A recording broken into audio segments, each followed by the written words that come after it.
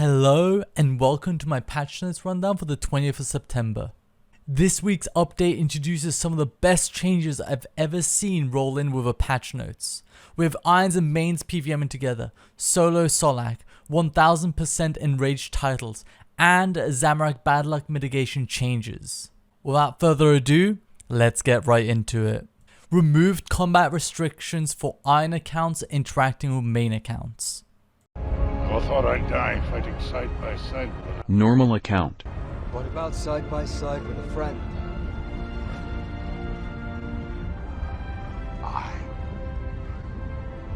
I could do that. There will always be pros and cons with every change, but if you acknowledge both sides and weigh them against each other, I think the pros are overwhelming in value. Let's first look at the pros. Number 1, the two communities had been segregated for far too long, making the game feel smaller and creating unnecessary friction through an us versus them mentality. I think this will mend that over time as players come to embrace the update. Number 2, there's now more people to PVM with, which means you'll be able to do bosses you want with the preferred group sizes more often. Number 3, one of the biggest ones for me is the opportunity to meet and hang out with more people with the potential of becoming good friends regardless of their preferred game mode. Think about the amount of friendships and memories you've made in your respective game mode. Think about how much more that could be with this union.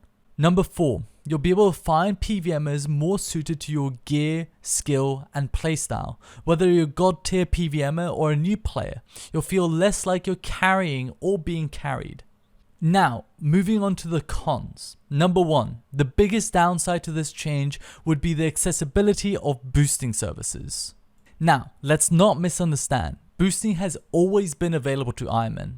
The difference is now you don't need connections and you don't need as much money to be able to buy boosting services. This lowers the integrity of the average Iron Man but doesn't lower the integrity floor. Number 2, this is something I'd argue isn't a con, but a lot of people brought this up as a main concern. My outlook on this is that if someone was helping you through content beforehand because you're friends, then they're going to do so regardless of this change. However, you're not entitled to their help if they prefer playing with other similarly geared people. Referring to the number 4 pro, as they find more suitable matches to their gear and skill, you'll do so too. And even if you can't find any people, then you'll have to progress the game like the initial Ironman had to do in the first place, since there was no one to boost them or carry them. If anything, this point results in less boosting and carrying to skip content, which apparently has become an accepted part of Iron Man. I find it contradicting considering most of the outcry is about integrity. Iron accounts can now enter boss instances alongside main accounts. Iron accounts can now use loot share alongside main accounts. Iron accounts can now matchmake with main accounts through the grouping system. Iron accounts can now use the uninstance encounter at bosses. Iron accounts will now have to pay for boss instances. At this point, they should either remove instance costs altogether or adjust the entry cost for some of the outdated bosses. I would say Nex is the biggest offender for Ironman as you start doing the boss relatively early at a time where you don't have a lot of gold.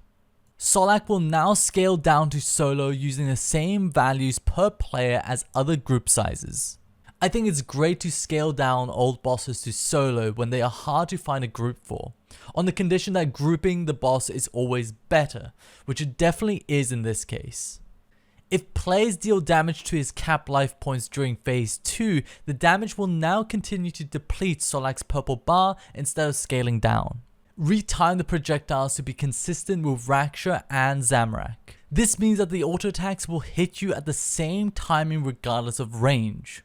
The auto attack timing is pretty good throughout the entire fight, excluding the timing where he auto attacks you at an enraged pace, where the last auto attack has a massive delay on the hit splat relative to the animation.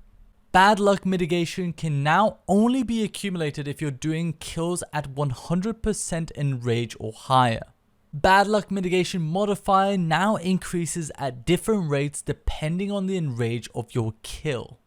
The drop chance of a rare item used to be capped at 1 in 20 with bad luck mitigation. However, now this cap is lowered further to 1 in 10 at 1000% in rage and 1 in 5 at 2000% in rage.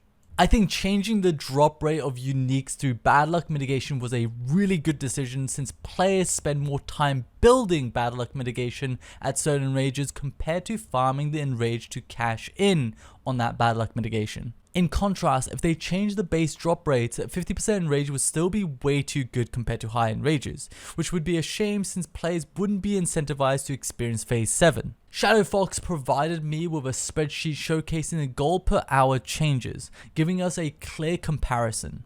50% is still incredibly good compared to high enrages, considering how much less effort is required. If you're unhappy with this state, then how about normal modes of Elder God Wars bosses? Should they also be this competitive when compared to their respective hard modes? Continuing with the combat changes. All of the Enraged system bosses now have new bronze titles achieved at 1000% Enrage. All future Enraged system bosses will release with base bronze, silver and gold titles to reflect this change. The Dagnov King pets have been visually updated to better reflect the bosses they drop from. Apparently they also updated the poor Rex to have no face. NPC health bars should now more reliably disappear when the NPC dies rather than linger. This clears a lot of clutter and provides a much better visual clarity of which and how many monsters are still alive.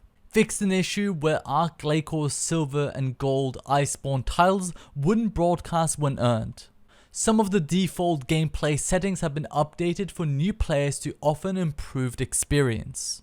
Thanks to Kilser on Reddit, it appears they've only changed a few things, but this is definitely a good step in the right direction, as a lot of the default settings are outdated and leads players into bad habits. And that's it for this week's patch notes. There's much more backlash than I expected from these changes, but I firmly believe all of them are really good, especially for the longevity of the game.